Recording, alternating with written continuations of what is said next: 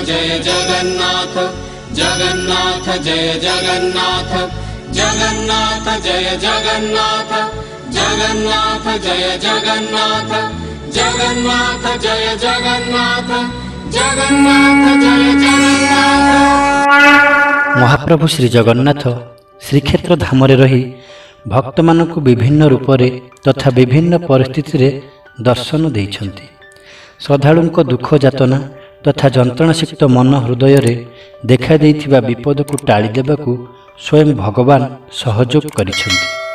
भक्त हृदय रे थिबा अचलाचल भक्ति रे ही धरा दियंती भगवान।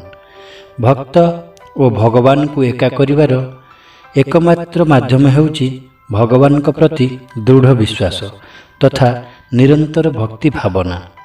भक्त भिकारी बलंक सुललित कंठस्वर रे दासिया नड़िया सिना तोते बढ़िया हेले तो अबढ़ा अन्न मते बढ़िया।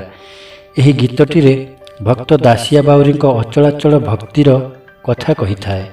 स्वयं भगवान भक्तर भक्ति रे ही भक्त को दर्शन देइथांती।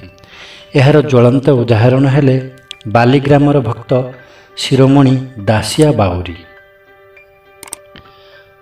पुरी 4 माइल दूर रे बालीग्राम नाम गोटे गाँ रही। एक नीच जाति रे दासियांक जन्म। समाजर दृष्टि रे से थिले अस्पृश्य घृण्य तथा नीच जातिर। पिलाबेलू माता पिता को हराइथिले दासिया। पिलाबेलू श्री जगन्नाथंक उपरे प्रगाढ़ विश्वास। यौवन रे पदार्पण करी जन अत्यंत धर्मपरायण मन लगी स्त्रीटीए पाइले दासिया। दैनिक लुगा बुणी बिक्री करी पेट पोषि थांती दुई प्राणी। भक्त दासिया अहरह महाप्रभु को स्मरण करुथांती। शयने बसने जागरणे सबुबेले श्री जगन्नाथ ही तांको हृदय कंदर रे रही थांती। सेतेबेले नीचकूल लोकमानंकर मंदिर प्रवेश निषेध थिला। मंदिर को जाई न पारिबारु दासियांक मनरे गभीर दुख जात हेउथाए। दासिया सबुबेले महाप्रभु को कहूथांती, मु तुमर अधम संतान, मु पतित जन। हे महाप्रभु, मोर समस्त पापताप दूर करी मते दर्शन देई एई भव संसार उद्धार कर। तुमे मते दर्शन दियो हे महाप्रभु। रत्न सिंहासनर सेही तुमर त्रिभुवन बेश कमनीय वेशभूषारे शरीर को टिके दर्शन करिबी। दिने धला जाऊ सहित कला साग रांधिथिले दासियांक पत्नी। खाइबा कंसारे धला जाऊरे श्री जगन्नाथंक चका आखि सदृश किछि साग गोल गोल करी पड़ी जिबारु दासियांकु कंसारे श्री जगन्नाथ महाप्रभुंक मुख परी दृश्यमान हैला। फलरे दासियांक हृदय प्रचुर भक्तिर भावना जाग्रत हैला। भक्तिरे कंसा चारिपटे दासिया खूब जोर रे श्री जगन्नाथंक नाम संकीर्तन करबाकू लागिले। आखपाखरे थिबा लोकमाने दासियांक घरे जमा हेबाकू लागिले। किछि लोक दासियांक एतादृश भक्ति आचरण को पागल हो जाइथिबा दर्शाइले। केही केही भूत प्रेत लागिथिबार कहिले। किंतु दासिया कंसार साग जाऊ खाइबा परिवर्ते भक्ति भावना रे नृत्य संकीर्तन करबाकू लागिथिले। सेही बाट देई जणे साधु जाउथिले। दासियांक घर पाख लोकारण्य देखि दंडे सेठारे छिड़ा होई पड़िले। साधु सबु किछि बुझिपारी जाऊ कंसारू सागतक काढ़ी अलगा करदेले। एबे दासिया जाऊ खाइले। यह हेउछि दासियांक भगवान को प्रति दृढ़ विश्वास भावनार ज्वलंत उदाहरण। तांक भक्ति पराकाष्ठार यह एक निदर्शन।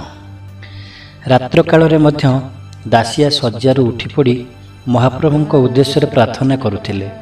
प्रभु, सतरे कौन मो उपरे तुमर कृपा हेब नहीं? मोर एही चर्मचक्षु तुमको दर्शन करिब नहीं? प्रकृत रे भक्त हृदयर भाव को केवल भगवान ही स्वयं बुझिपारती। जेबे भक्तर हृदय प्रेम व्याकुलतारे उठे सही समय भक्तानुग्राही भगवान ता निकटरे उपस्थित हुअन्ति। दासिया को जगन्नाथ दर्शन देले।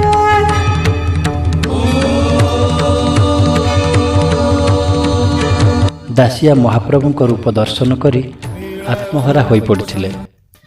सेहीपरि दासिया दिने पूर्व दिन बुणीथिबा लुगा खंडिक धरी ବିକ୍ରି କରିବାକୁ ଜଣେ ବ୍ରାହ୍ମଣଙ୍କ ଘରକୁ ଗଲେ।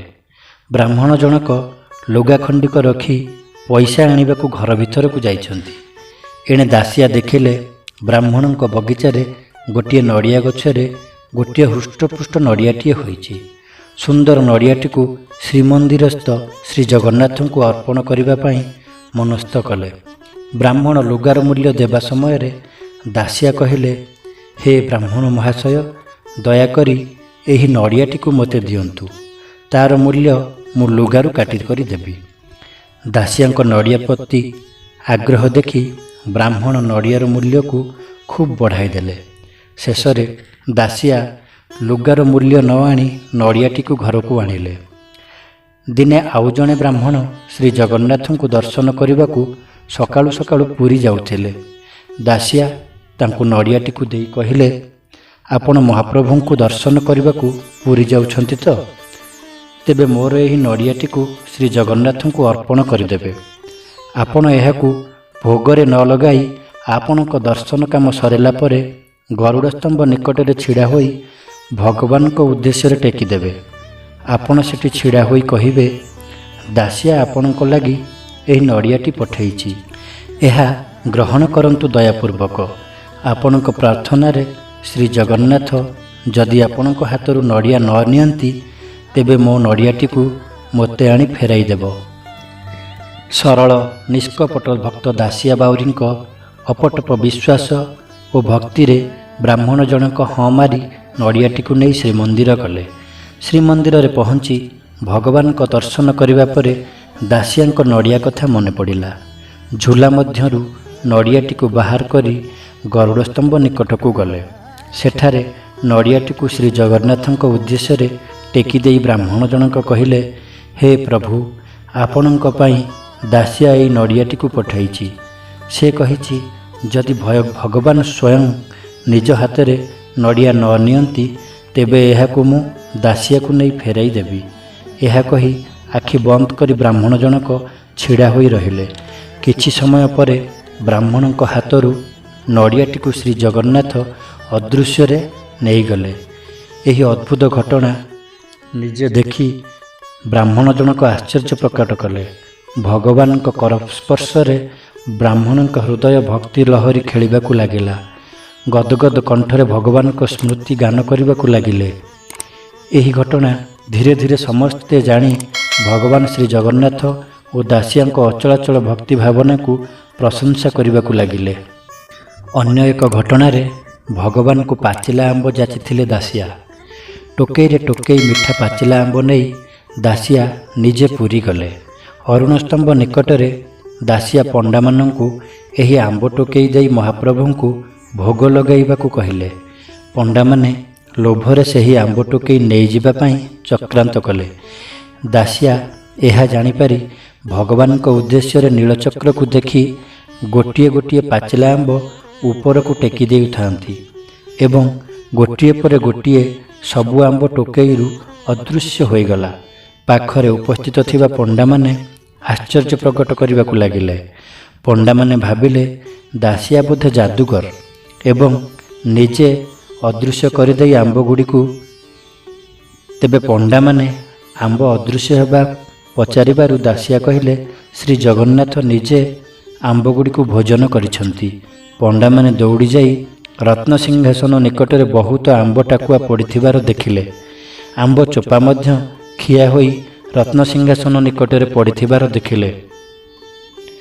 ମହାପ୍ରଭୁଙ୍କ ଅଧରରେ ଆମ୍ବରସ ଲାଗିଥିବାର ଦେଖିବାକୁ ପାଇଲେ। ପଣ୍ଡାମାନେ ଦାସିଆକୁ ପ୍ରଣାମ କରି ମହାନ ଭକ୍ତ ଭାବେ ଜାଣିପାରିଲେ। ଦାସିଆଙ୍କୁ ଶ୍ରୀ ଜଗନ୍ନାଥଙ୍କ ଦୟଣାମାଳା ଆଣି ପିନ୍ଧାଇ ଦେଲେ। ସେଠାରେ ଉପସ୍ଥିତ ଥିବା ସମସ୍ତେ ଦାସିଆଙ୍କ ଭକ୍ତିକୁ ବହୁତ ପ୍ରଶଂସା କଲେ। ଏହି କଥାଟି ସଙ୍ଗେ ସଙ୍ଗେ ଚାରିଆଡ଼େ ବ୍ୟାପିଗଲା। ଭଗବାନ ସର୍ବଦା ଭକ୍ତ ଲାଗି ଜାଗ୍ରତ ରହିଥାନ୍ତି। ଭକ୍ତର ଭକ୍ତିକୁ ସଦାବେଳେ ପରଖୁଥାନ୍ତି। ସୁଦାମଙ୍କ ଘରେ ଖୁଦକଣିକା ଖାଇ ସଖାପଣ ରକ୍ଷା କରିଥିଲେ ଶ୍ରୀକୃଷ୍ଣ ଭଗବାନ। ସୁଦାମାଙ୍କ ଭକ୍ତିରସରେ ଭଗବାନଙ୍କ ହୃଦୟ କନ୍ଦର ଟାଣି ଆଣିଥିଲା ସୁଦାମାଙ୍କ ଘରକୁ।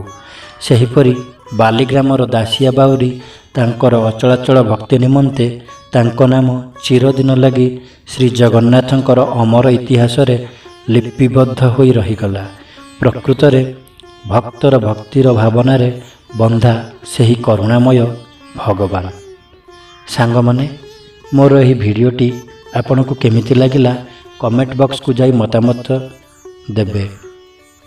ଯଦି ଭଲ ଲାଗିଥାଏ ଲାଇକ୍ କରିବେ, ଆଉ ମୋର ଚ୍ୟାନେଲକୁ ଯଦି ସବସ୍କ୍ରାଇବ୍ କରିନାହାନ୍ତି ତେବେ ସବସ୍କ୍ରାଇବ୍ କରିବେ।